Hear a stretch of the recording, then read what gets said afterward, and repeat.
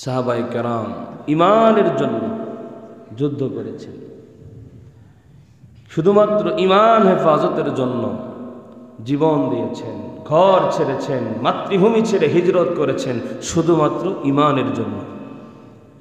আপনাকে যদি আমি বলি আপনি ঈমান এনেছেন, ঈমানের জন্য আপনি কি ত্যাগ করেছেন?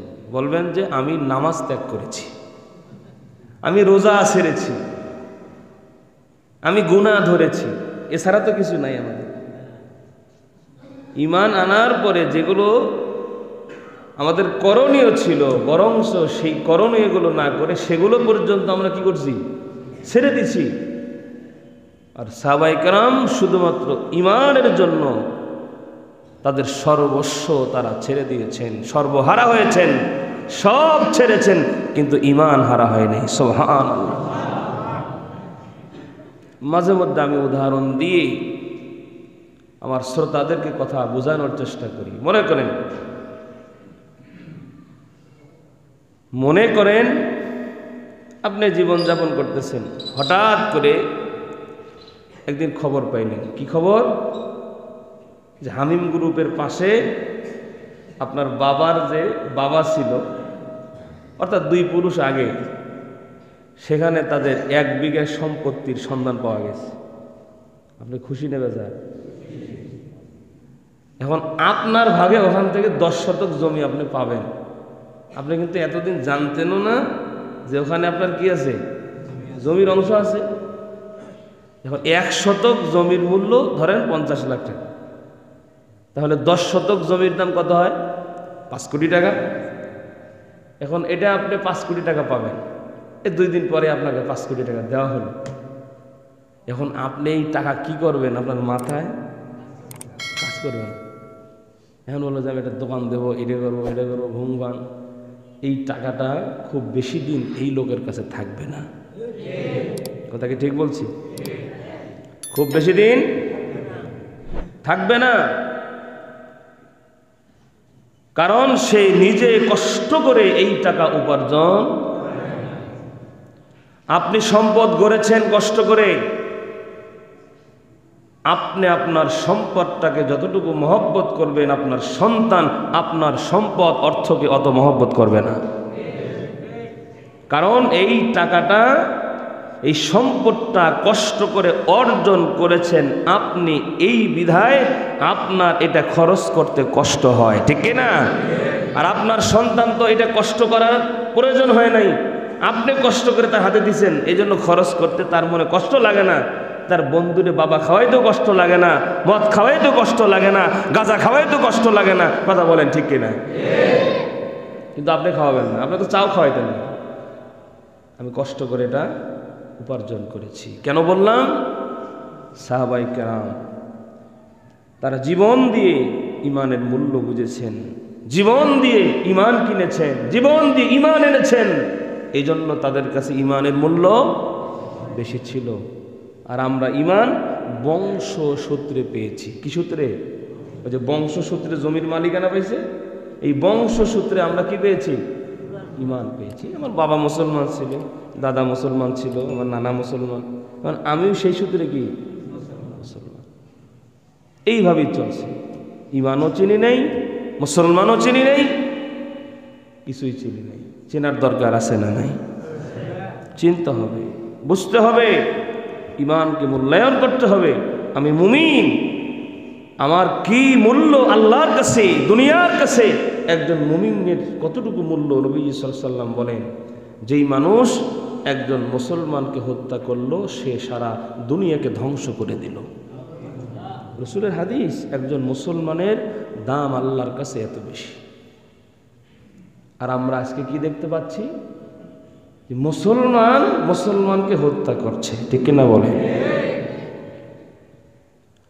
বড় দুঃখ ও পরিতাপের বিষয়, এই বাংলাদেশে যত দল আছে সব দলের মধ্যেই সমস্যা ছিল, একমাত্র তাবলীগ জামাত ছাড়া।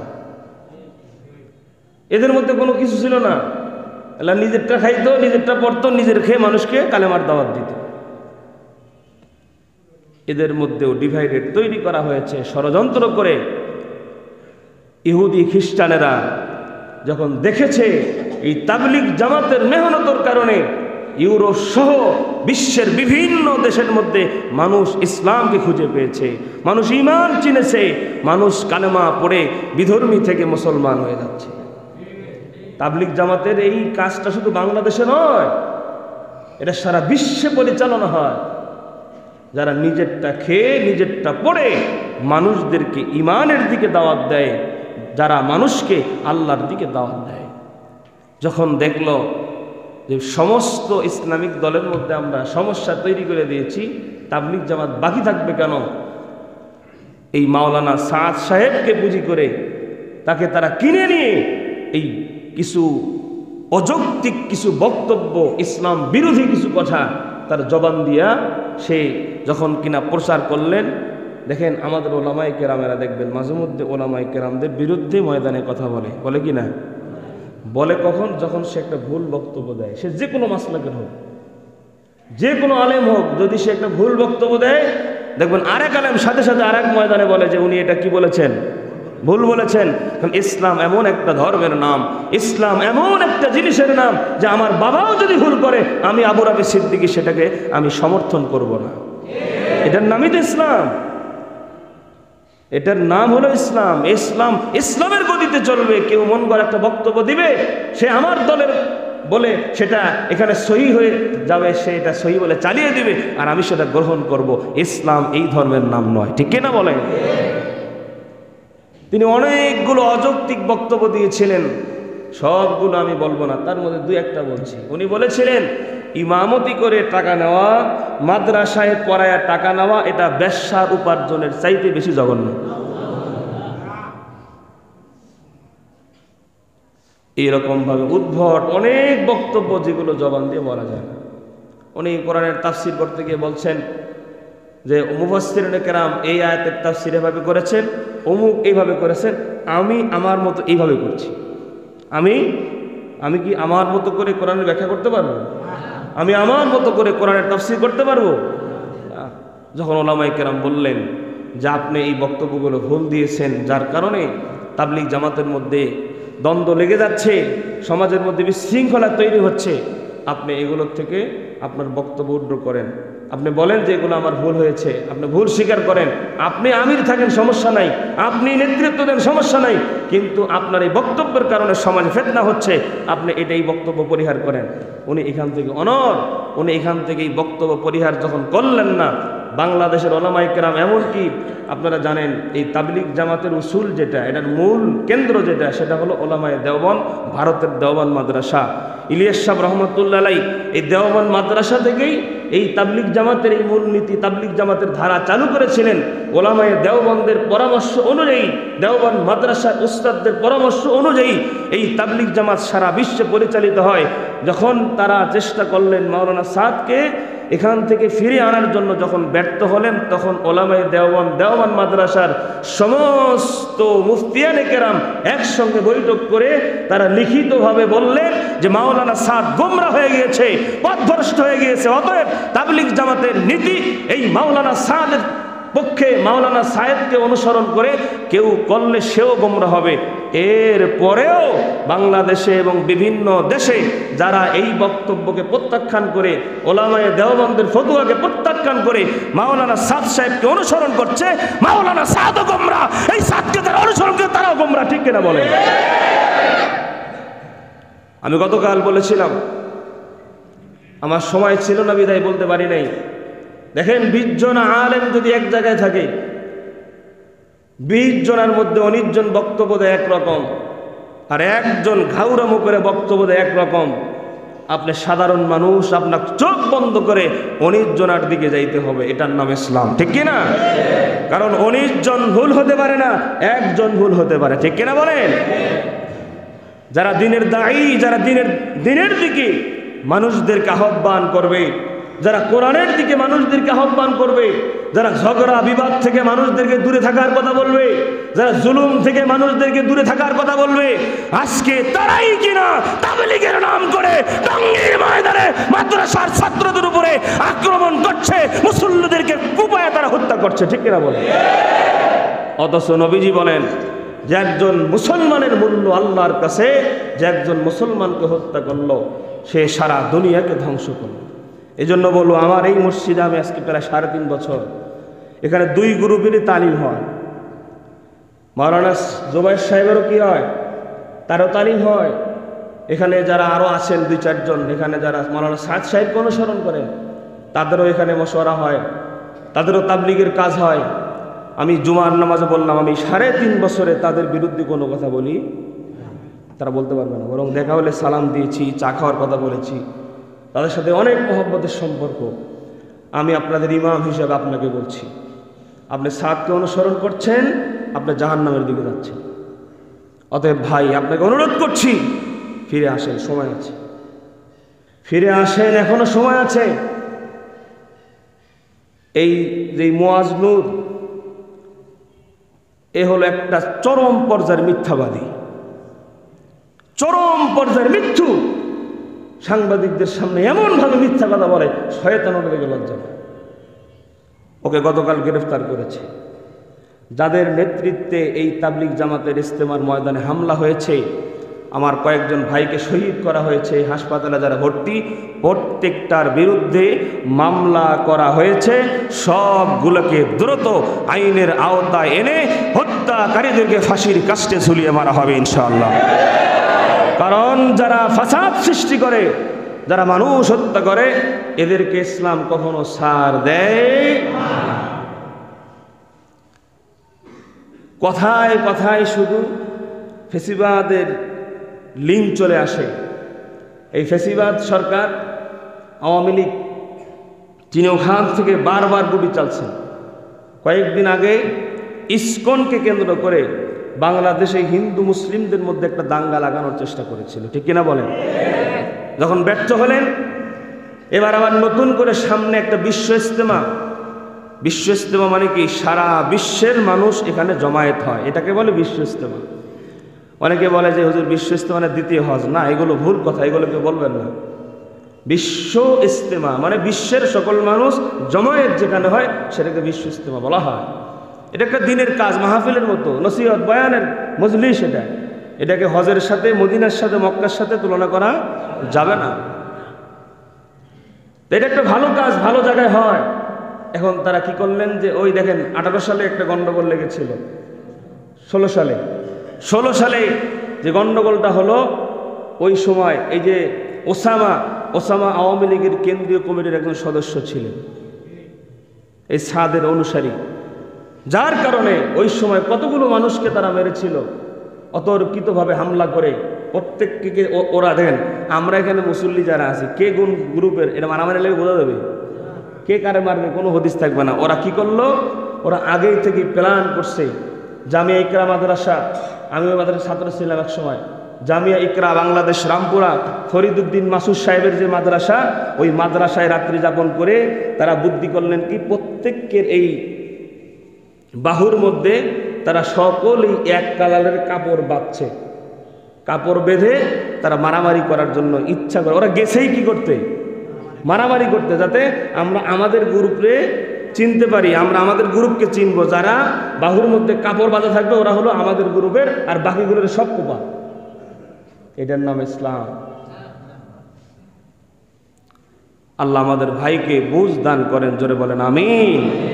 আল্লাহ তাআলা হেদায়েতের রাস্তায় চলার তৌফিক দান করুন, জোরে বলেন আমিন। ভাই, অন্ধ ভক্ত হওয়া যাবে না, অন্ধ ভক্ত হওয়া যাবে না। আপনি তো বিবেকবান, আপনার তো বিবেক আছে, আপনার তো মানুষত্ববোধ আছে। আল্লাহ তো বিবেক ছাড়া আপনাকে দুনিয়ায় পাঠায় নাই। এত মানুষ বুঝলে আপনি বুঝেন না কেন?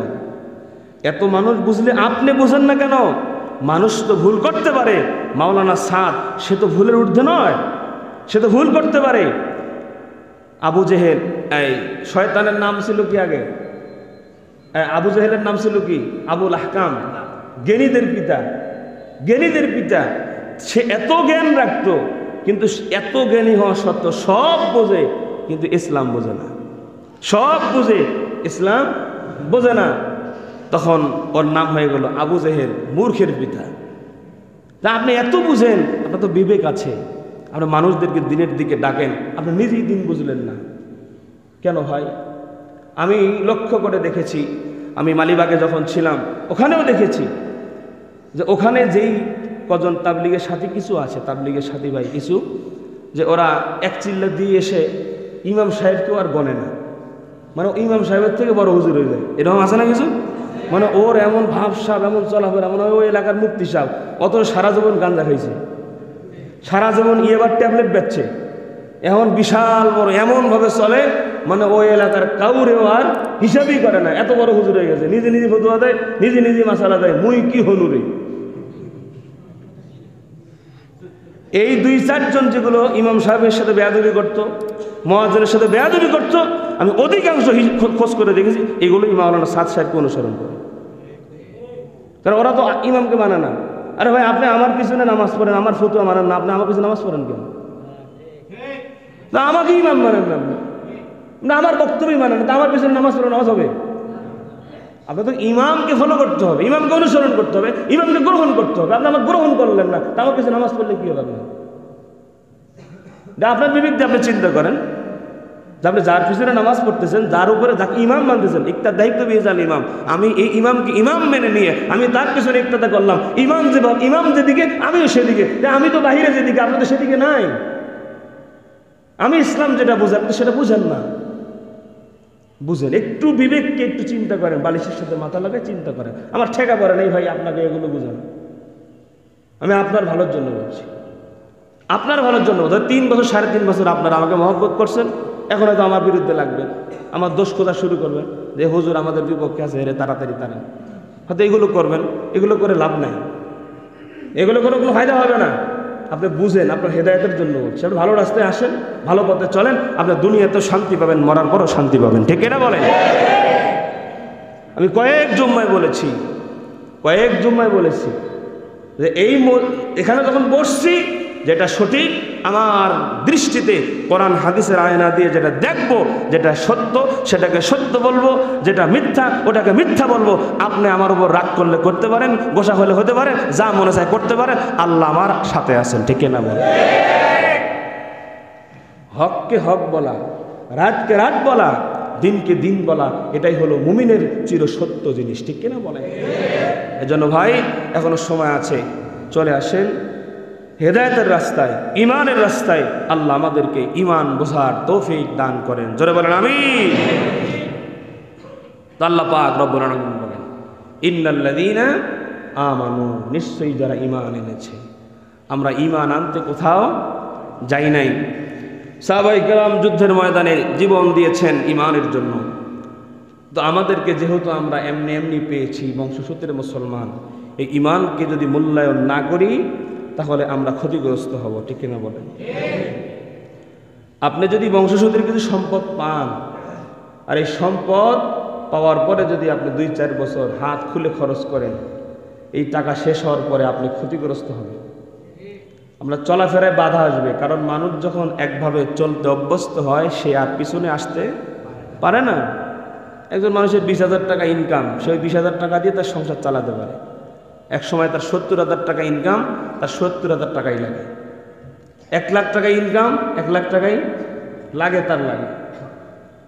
তো হঠাৎ করে সে যদি 20,000 টাকা দেন, 1 লাখ টাকা মাসে খরচ করে অভ্যস্ত, 20,000 টাকায় সে সংসার চালাতে হিমশিম খাবে, সে পারবে না। তা আপনি যখন বংশসূত্রে কিছু পাইলেন, এখন হাত খুলে খরচ করেন, টাকার মূল্যায়ন না করেন, সম্পদের মূল্যায়ন না করেন, 5 বছর 4 বছর পরে গিয়ে আপনি বিপদের সম্মুখীন হবেন, ঠিক কিনা বলেন? টাকা পাইছেন, বউ বাচ্চারা নিয়ে ফ্ল্যাট কিনছেন উত্তরায়, আরামে আছেন, খাইতেছেন, ঘুরতেছেন, টাকা শেষ, আবার বস্তিতে আসা লাগবে, কথা ঠিক কিনা বলেন? এই জন্য ঈমান যা আমরা পেয়েছি, ঈমানকে যদি কদর না করি, ঈমানকে যদি মূল্যায়ন না করি, আমরাও ক্ষতিগ্রস্ত হব। ক্ষতিগ্রস্ত মানে হলো আমাদেরকেও জাহান্নামে যাওয়া লাগবে, ঠিক কিনা বলেন? এই জন্য ঈমান যেটা আমাদের কাছে আসছে, এই ঈমানকে আমরা মূল্যায়ন করব ইনশাআল্লাহ। দেখেন আল্লাহ রাসূল সাল্লাল্লাহু আলাইহি ওয়াসাল্লাম একদিন সাহাবায়ে কেরামদেরকে নিয়ে বসে আছে। এমন সময় একজন লোক সাদা কাপড় পরিহিত নবীজি সাল্লাল্লাহু আলাইহি ওয়াসাল্লামের কাছে এসে নামাজের শুরুতে হাঁটুর সাথে হাঁটু লাগায় দিয়ে বসছে।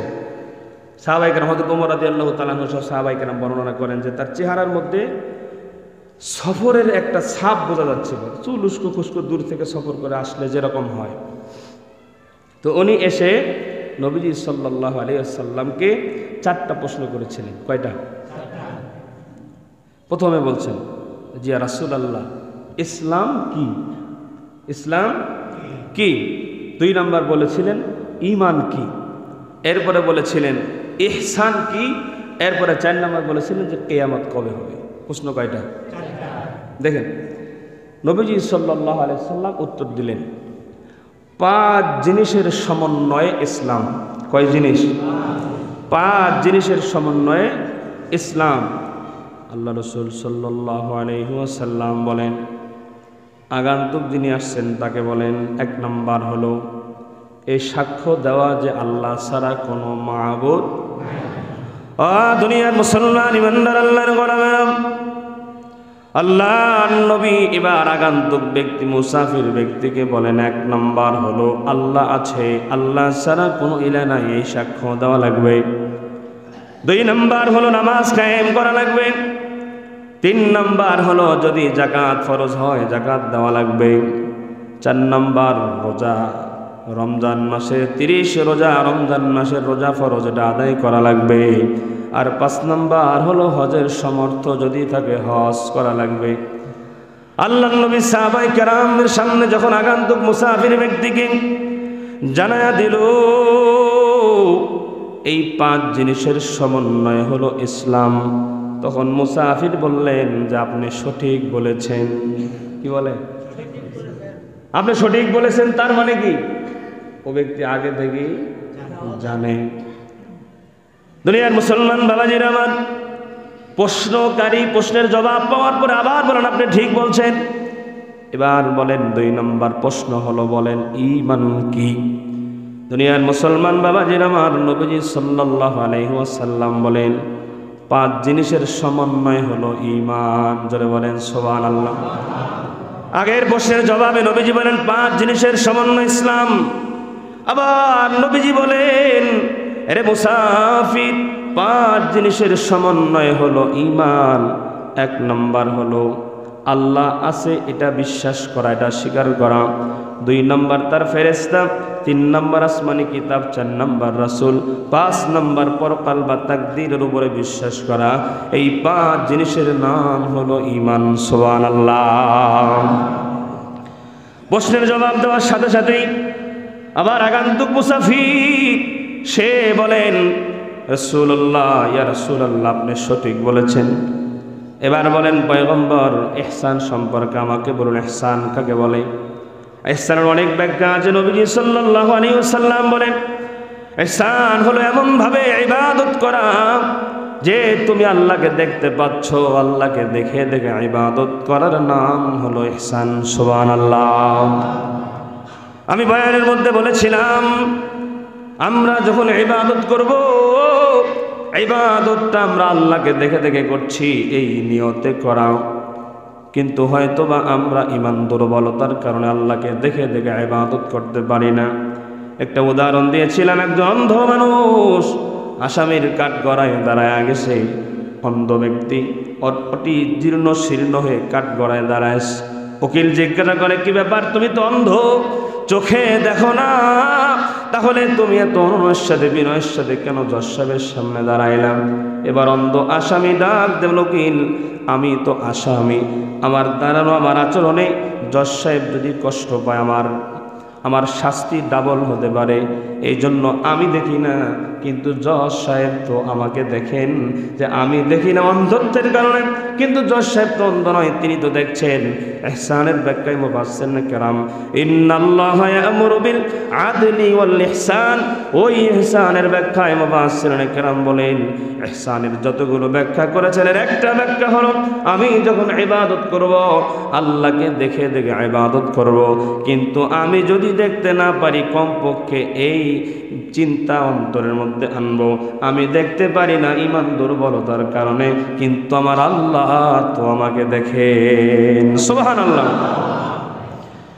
দুনিয়ার মুসলমান বাবাজিরা আমার, আল্লাহর নবী সাল্লাল্লাহু আলাইহি ওয়াসাল্লাম যখন এই কথা বললেন তখন আগন্তুক মুসাফির বলেন আপনি সঠিক বলেছেন।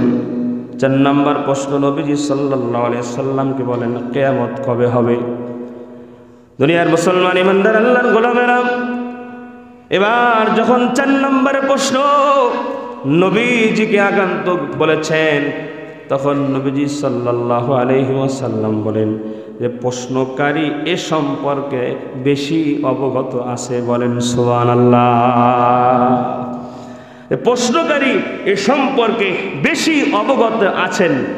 তখন প্রশ্নকারী বলেন, তাহলে আমাকে কিছু নিদর্শন বলুন, আমাকে কিছু নিদর্শন বলুন, কিছু আলামত বলুন। নবীজি সাল্লাল্লাহু আলাইহি ওয়াসাল্লাম কয়েকটা আলামত বললেন। তার মধ্যে 1 নম্বর হলো, এমন একটা জামান আসবে দাসী তার মনিবকে প্রসব করবে। দাসী তার মনিবকে প্রসব করবে মানে হলো দুনিয়ার মুসলমান ইমানদার আল্লাহর গোলাম মানুষ। এর তাফসীরের মুফাসসিরিনে কেরাম এটার অনেকগুলো ব্যাখ্যা করেছেন। এর মধ্যে একটা ব্যাখ্যা হলো, সমাজের মধ্যে এমন একটা জামান আসবে মানুষ স্ত্রীকে বাদ দিয়ে দাসীর সঙ্গে মেলামেশা করবে, ভাড়া করে নারী এনে মেলামেশা করবে, সেখান থেকে সন্তান জন্মাবে, সন্তান প্রসব করবে। এই সন্তানগুলো বড় হয়ে এরা বড় বড় বিল্ডিংয়ের মালিক হবে, এরা বড় বড় নেতার জায়গা আসন করবে। নবীজি সাল্লাল্লাহু আলাইহি ওয়াসাল্লাম 1 নম্বর আলামত বলেন, দাসী তার মনিবকে প্রসব করবে, অর্থাৎ দাসী যেই সন্তান জন্ম দিবে এই সন্তান বড় হয়ে আবার মনিব হবে। এটা একটা আলামত বললেন। 2 নম্বর নবীজি সাল্লাল্লাহু আলাইহি ওয়াসাল্লাম বলেন, যাদের পায়ে এক সময় জুতা ছিল না, কি ছিল না? কে বলতেছেন? নবীজি বলেন, যাদের পায়ে এক সময় জুতা ছিল না, যাদের গায়ে এক সময় জামা ছিল না, পরবর্তী সময়ে তারা বড় বড় প্রাসাদের মালিক হবে, পরবর্তী সময়ে বড় অট্টালিকার মালিক হবে, পরবর্তী সময়ে এই মানুষগুলো সমাজের নেতৃত্ব দিবে। এমন একটা জামানা যখন আসবে তখনই কিয়ামতের আলামতগুলো প্রকাশ পাবে। এই কথা নবী সাল্লাল্লাহু আলাইহি ওয়াসাল্লাম বলার পরে আগন্তুক মুসাফির ব্যক্তি সেখান থেকে চলে গেলেন। এবার হযরত ওমর রাদিয়াল্লাহু তাআলা আনহু সাহাবায়ে কেরাম জিজ্ঞাসা করেন, ইয়া রাসূলুল্লাহ, ইয়া হাবিবাল্লাহ, পয়গম্বর, এই মুসাফির ব্যক্তি আপনাকে ইসলাম সম্পর্কে জানতে চাইলেন, আপনি বললেন। উত্তর দেওয়ার পরে সে আবার বললেন, আপনি সঠিক বলেছেন। সে ঈমান সম্পর্কে জানতে চাইলেন, আপনি ঈমান সম্পর্কে জবাব দিলেন। জবাব দেওয়ার পরে সে আবার বললেন, আপনি সঠিক বলেছেন। আপনার বক্তব্যকে সত্যায়ন সে করলেন। এরপরে সে যখন ইহসান সম্পর্কে জানতে চাইলেন, আপনি ইহসান সম্পর্কে বললেন, সে আপনার বক্তব্যকে সত্যায়ন করলেন। এরপরে কিয়ামত সম্পর্কে যখন জিজ্ঞাসা করলেন তখন আপনি উত্তর না দিয়া আপনি তখন বললেন যে প্রশ্নকারী ব্যক্তি উত্তর দানকারী থেকে এ সম্পর্কে বেশি অবগত। তখন সে আপনার কাছে কিছু আলামত জানতে চাইল, আপনি 2-3টে আলামত বললেন, কিন্তু আমি তো হতভম্ব হয়ে গেলাম, আমরা আশ্চর্যান্বিত হয়ে গেলাম। আপনার কাছে প্রশ্ন জানতে চাইলেন, জবাব দিলেন, সে জবাব পাওয়ার পরে আবার আপনার বক্তব্যকে সত্যতা প্রমাণ করলেন, সত্যায়ন করলেন। আমরা তো এরকম দৃশ্য জীবনে কখনো দেখি নাই। আল্লাহ নবী সাল্লাল্লাহু আলাইহি ওয়াসাল্লাম বলেন, সাহাবায়ে কেরাম শোনো, যেই ব্যক্তি আমার কাছে এসে প্রশ্ন করেছিলেন ও তো দুনিয়ার কোনো মানুষ নয়, আমাকে দিন শেখানোর জন্য, আমাকে ইসলাম শেখানোর জন্য, আমাকে ঈমান শেখানোর জন্য, আমাকে কিয়ামত সম্পর্কে ধারণা দেওয়ার জন্য আমার কাছে আল্লাহ পাক রব্বুল আলামিন জিবরাইলকে পাঠিয়ে দিয়েছিলেন। এখন পর্যন্ত আমার কাছে যিনি ছিলেন, আমাকে প্রশ্ন করেছেন, জবাব শুনে শুনে আমার জবাবগুলো ঠিক আছে বলে যিনি সত্যায়ন করেছেন, উনি আর কেউ নয়, আল্লাহর প্রেরিত ফেরেশতা হযরত জিবরাইল আলাইহিস সালাম। এই হাদিসটা একটা প্রসিদ্ধ হাদিস, যে হাদিসকে বলা হয় হাদিসে জিবরাইল। এই কয়েকটা কথা, এটার নাম হলো ঈমান। ঈমান 5টা জিনিসের সমন্বয় হয়, ইসলাম 5টা জিনিসের সমন্বয় হয়। এখন আপনি যদি মুসলমান দাবি করেন 5 জিনিস মানা লাগবে। বলেন কয় জিনিস? আপনি যে দাবি করতেছেন যে আমি মুসলমান, কিন্তু আল্লাহর নবী বলতেছেন 5 জিনিসের সমন্বয় ইসলাম হয়। ইসলাম যে মানে সেই তো মুসলমান, ঠিক কি না? 5 জিনিসের সমন্বয় ঈমান। 5 জিনিসকে যে গ্রহণ করবে সেই হলো ঈমানদার। যে ইসলাম মানে সেই তো ঈমানদার, ঠিক কি না বলেন? আর আমি যদি নিজেকে ঈমানদার মুসলমান দাবি করতে চাই, আমাকে এই 5টা 10টা জিনিস নিজের ভিতরে আনার দরকার আছে না? নেই? এক নাম্বার, আল্লাহ ছাড়া কোনো মাবুদ নাই, এটা আমরা সবাই বিশ্বাস করি, ঠিক কিনা বলেন? নামাজ পড়তে হবে সবাই বিশ্বাস করি, ঠিক কিনা? কিন্তু খালি হুজুর পড়ি না, ঠিক কিনা? কিন্তু পড়ার দরকার আছে কিনা বলেন? শুধু জুম্মার দিনে? দিনে কয়বার? 5 ওয়াক্ত নামাজ পড়তে অনেক সময় লাগে না। আপনি যেখানে থাকেন, যে অবস্থাতেই থাকেন, 5 ওয়াক্ত নামাজ পড়বেন ইনশাআল্লাহ। আমাদের সবাইকে 5 ওয়াক্ত নামাজ পড়ার তৌফিক দান করেন, জোরে বলেন আমিন। ভাই, দুনিয়া কয়দিন বলেন? কয়দিন দুনিয়া? কয়দিন থাকবেন বলেন? আপনি বলেন যে হুজুর আমি আরো 20 বছর থাকবো, বলতে পারবেন? তাহলে কিসের পিছনে ছুটছেন? আমি মাঝে মধ্যে বলে থাকি, আপনি তো দুনিয়ার পিছনে ছুটতেছেন কেন? হয় সন্তানকে ভালো স্কুলে পড়াবেন, কি এটাই তো কামাই করতেছেন বেশি বেশি, কেন? সন্তান বড় হচ্ছে, ওরে ভালো স্কুলে পড়াতে। বিবিকে এখন যে বাসায় রাখছি আর একটু ভালো বাসায় রাখতে হবে। নিজের ফিকির পুরুষেরা করে না, কথা বল না কেন? পুরুষ মানুষ এমন একটা গোষ্ঠীর নাম, পুরুষ মানুষ এমন একটা বস্তুর নাম যে নিজের ফিকিরের থেকে বিবি বাচ্চার ফিকির বেশি করে। অধিকাংশ, 2-1 উল্টাপাল্টা থাকতে পারে, ওটা হিসেবের বাহিরে, যে বিবি বাচ্চার খোঁজ খবর নেয় না, নিজে যা মন চায় তাই করে, এগুলো থাকবেই কিছু। কিন্তু বেশিরভাগ ক্ষেত্রে পুরুষ মানুষ নিজের চিন্তা না করে তার পরিবারের চিন্তা করে, ঠিক কিনা বলে? তা আপনি যেই পরিবারের জন্য কামাই করতেছেন, চাকরি করতেছেন, নামাজ ছাড়তেছেন, নামাজ পড়ার টাইম নাই, যার জন্য করতেছেন তাকে গিয়ে বললেন, তো তাকে গিয়ে বললেন যে বিবি তোমাকে সুখে রাখার জন্য আমি একটু সুদে টাকা লাগাইছি। বললেন যে তোমাকে আমি একটা বাড়ি দেব, সন্তানকে 3 তলা একটা বাড়ি বানায় দেব, তো যে টাকা আছে এটা দিয়ে তো হচ্ছে না, তো একটু সুদে টাকা লাগালাম, এটা তো কোনো লস নাই, মাসে মাসে খালি বাড়তেই থাকবে, বাড়তেই থাকবে। কিন্তু ওর পোলার যে কিডনি নষ্ট হবে ওটা কিন্তু ও জানে না, কথা হয় না। শুনেন, হারামে কখনো উন্নতি হয় না। হারামে কি হয় না? দেখা যায় যে বিশাল উন্নতি, দেখা যায় বিশাল উন্নতি। দেখবেন যে খুব ভালো চলতে চলতে দেখবেন হার্টের মধ্যে স্ট্রোক করছে, হার্ট ব্লক, ডাক্তারের কাছে তো 20 লাখ লাগবে। কয় লাখ? সুদ খাইছে এ যাবতে 10 লাখ, 10 লাখ আরো দণ্ডি লাগছে, ঠিক না? বাচ্চা একটা হয়েছে প্রতিবন্ধী, একটা হয়েছে চোখ নাই, বউ আছে কথা শোনে না, নানান দিক দিয়া পেরেশানি আল্লাহ পাক করে ধরায় দেয়, কথা কোন ঠিক কিনা? তা আপনি বিবিকে যদি বলেন যে আমি একটু হারাম পথে টাকা উপার্জন করি, যে বিবি তোমাকে 2-4 দিন পরে ঈদের দিন, 2-4 দিন পরে ঈদের দিন আমি তোমাকে একটা শাড়ি কিনে দেওয়ার জন্য আমি একটু চুরি করছিলাম, আমি একটু ওই অফিসে বসে ঘুষ খাইছিলাম, তো মরার পরে তুমি ওই তোমার জামা কেনার জন্যই তো এটা চুরি করছি, ঘুষ খাইছি, সুদে টাকা লাগাইছি, তো তুমি মরার পরে একটু অর্ধেক গুণা নিও, কি আপনার কি মন বলে? নেবে? নেবে? জবাব দেবে যে তুমি 10 হাত দূরে যাও, আমাকে বিয়ে করছো করতে খাওয়া, এটা তোমার হিসাব, খাওয়াইতে পারবে না, রাখতে পারবে না, বিয়ে করছো কেন? কথা বল ঠিক না? তোমার হিসাব তুমি দাও, আমার হিসাব আমি দেব। এই দুনিয়ার হিসাব দুনিয়াতে করো, মরার পরে আমি তোমার চিনবই না, কথা কন ঠিক না? কার জন্য করতেছে? কার জন্য করেন? আল্লাহ এই কথা কোরআনে বলছেন, আমরা কবে বুঝবো বলেন?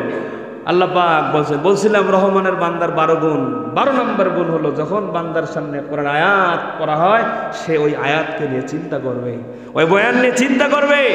মসজিদে আসেন, বয়ান ভাল লাগে, আগে আসে বসে থাকেন 1 ঘন্টা আগে, এই বয়ানগুলো নিয়ে তো চিন্তা করা দরকার, ঠিক না?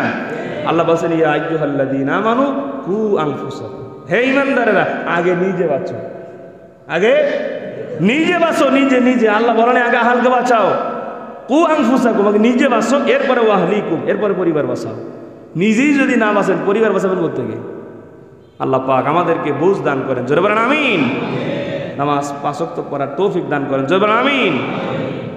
যা আলোচনা হয়েছে মালিক আমাদেরকে বোঝার তৌফিক দান করেন। যারা সুন্নত পড়ি নাই, সুন্নত